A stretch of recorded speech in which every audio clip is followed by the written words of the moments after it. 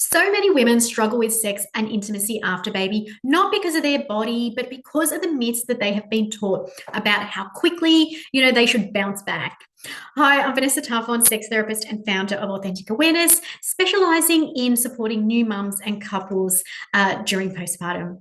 Today, I am talking about the top 4 myths and common mistakes that quietly create guilt, pressure, and pain, and disconnection in otherwise loving relationships. The first myth is 6 weeks means that you're ready. At 6 weeks postpartum, most women are told, you're cleared for sex. What contraception do you want? But medical clearance is not desire readiness.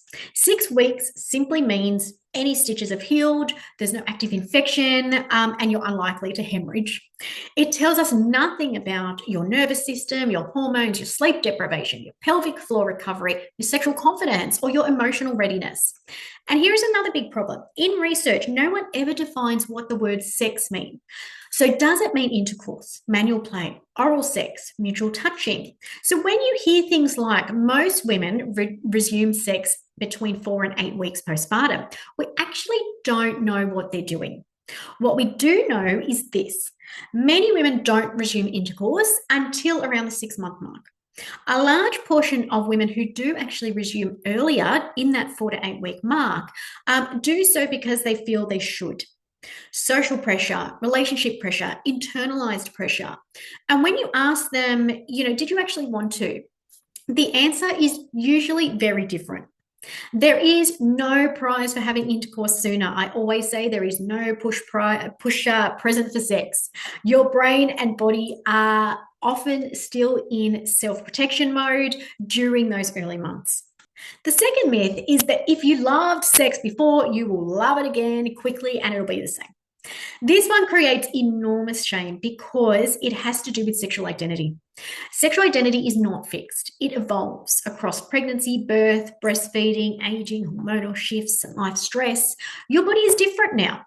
Regardless of how you gave birth, your pelvic floor can weaken. Internal orgasms can become harder to achieve, and sensation can change. You are also more time poor, which means that you become far less tolerant of sexual activity that brings you no pleasure. And honestly, that's healthy. Intimacy does change after kids. Research shows that there are 3 common pathways.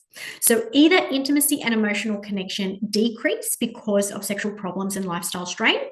Sex is used as a tool to stay connected despite exhaustion, or couples find new sexual ways to express intimacy with more hugging, affection, and acts of kindness. The only thing that matters is, are you both satisfied? And here is a crucial truth.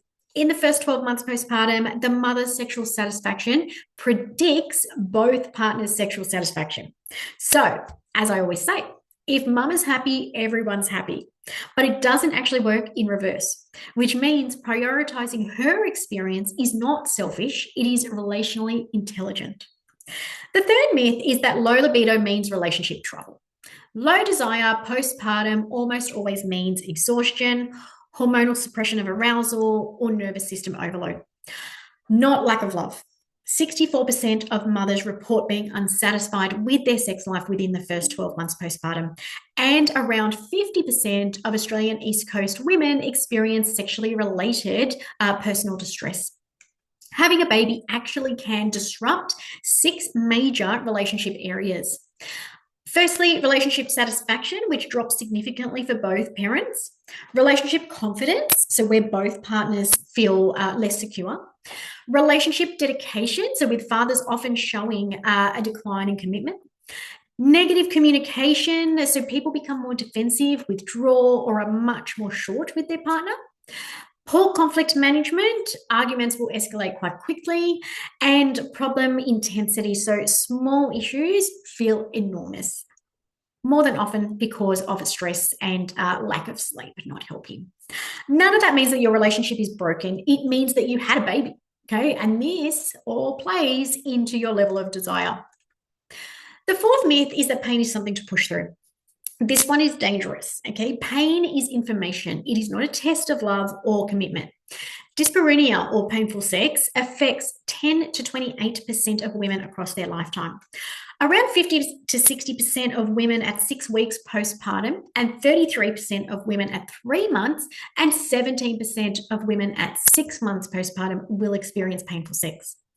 Sex can hurt after birth because of pelvic floor strain or even over tightening, vaginal dryness from low estrogen, scar tissue from tearing or an episiotomy, changes in the vaginal tone, prolapse, or general genital soreness. Painful sex teaches your brain that intimacy is unsafe, which will kill desire even further. It's not something you should push through because your body is saying, I need something different or I need something more. Common mistakes that new mothers and couples make are forcing intercourse instead of starting with touch, manual, or oral play, ignoring discomfort to avoid disappointing a partner, avoiding honest conversations, and losing connection with your own body. None of these make you a bad partner. They make you a pressured one. When we remove these myths, space opens for a new kind of intimacy, one that actually fits postpartum life. In the next episode, I'll share what truly helps women rebuild desire and pleasure after baby. If any of these myths feel familiar, compassionate guidance can make a huge difference. Join the Mum Essential Safari, a postpartum informed sensuality journey with expert guidance in the comfort and privacy of your own home.